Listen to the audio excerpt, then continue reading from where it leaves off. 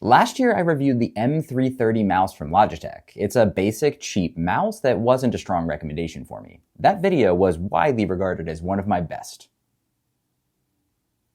All right. There was definitely some room for improvement, but in my defense, I did click the mouse right here. Silent clicks technology. But anyway, later in 2024, Logitech silently pushed an update for the Silent Mouse, changing a lot more than meets the eye. So in this review, let's talk about what has changed with this new refreshed version, give a better, more thorough update for this mouse in 2025, and provide some alternatives if this isn't the right mouse for you. But before we jump into the details and highlight those changes, let's address the single biggest complaint from the viewers of my last video. This mouse is the original Silent Clicks mouse, and it continues to utilize the same brilliant clicks as before. Here is a proper sound comparison.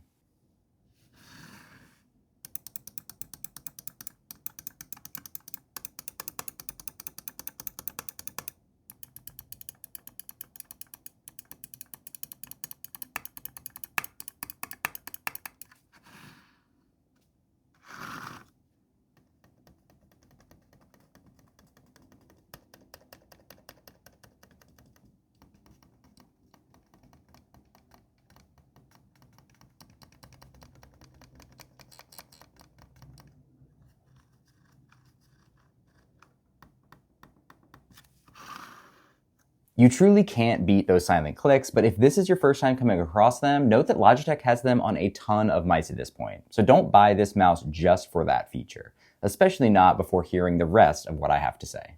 When looking at build and design, the biggest change you'll notice from one mouse to the other off the bat is the weight. This mouse was already light, now it's even lighter. It shaves off nearly 20% of its original weight, going from 92 grams down to 75 grams. The rest of the physical design is the same, still resembling the same sharp lines of a fancy sports car. The sides have the same textured design, but the side material has changed. And this is the first of several areas where this updated version feels like Logitech secretly stripping away features to deliver, unfortunately, a worse product for the same price. The previous version used a slightly rubberized material. Now they are just hard plastic. A win for being easier to clean your mouse, and also probably one of the ways they cut down on the weight, but a loss for overall comfort. As a result of the change, the feel of the mouse is slightly worse, with the textured sides being a bit more harsh without that comforting rubber. The top plastic material and the scroll wheel materials are identical to the old mouse, so no impact on those. The shape remains ergonomic and is a little on the small side. If you happen to have larger hands, you'll probably want to look elsewhere. Specifically, try checking out the M550 from Logitech. It has a large version available. I've got a review that I'll link down in the video description.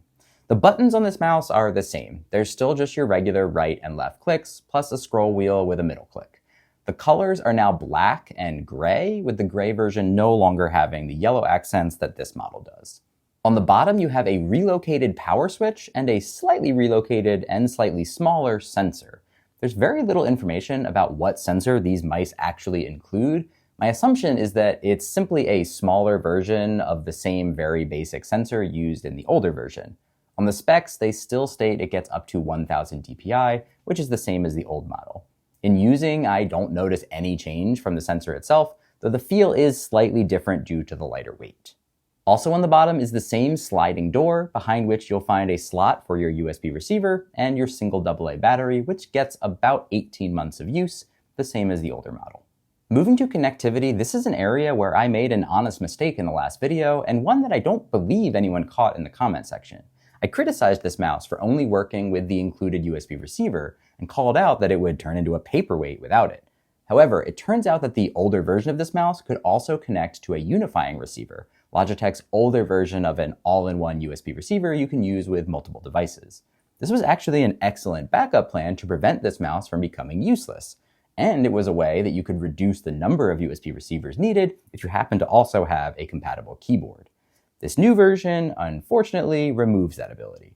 This mouse no longer works with unifying receivers, which does make some sense since they're moving away from that in favor of the newer Logibolt receiver. However, this mouse isn't compatible with Logibolt either. So this time, truly, if you lose that USB receiver, this is just a $20 paperweight. For the rest of connectivity, this mouse continues to support any major platform: Windows, Mac, Chrome OS, Linux, etc. Though the fact that it requires a USB receiver will pretty much rule out Macs, since outside of Mac Studios, there are no longer any new Macs for sale with USB-A ports. If you're a Mac Studio user who just spent $2,000+ on your computer, I urge you to invest in a better mouse than this. Another change between old and new is with software customization. The old model was compatible with Logi Options Plus software. This gave you the ability to customize the middle button if you wanted to use it in a different way, like to show hide your desktop, bring up an emoji menu, or even launch ChatGPT. With only one button to customize, there's way less reason to care about this feature with this mouse than with some of Logitech's more advanced mice, but it was nice to have that ability nonetheless. Now, on the new version, that too is removed. The M330 remains priced at $20, but is still available on sale regularly for $15 if you're patient enough to wait for it. This is the exact same pricing as before, even though several things were removed. Nonetheless, let's talk about the differentiators and deal breakers. Starting with differentiators, first has to be the silent clicks. I obviously love them, and typically when I introduce silent clicks to a friend for the first time, they fall in love with it as well. Next is that it's completely plug and play. No fiddling around with Bluetooth menus. Just plug in the USB receiver and you're good to go. If you're looking to set this up at a desk with a desktop computer where you're not going to change your setup for years, this thing is simple and easy and it'll work great. Battery life is solid. 18 months on a single AA battery is great because you don't have to think about keeping this thing charged. It's also very light, even lighter than its predecessor. The new hard plastic sides are easier to keep clean.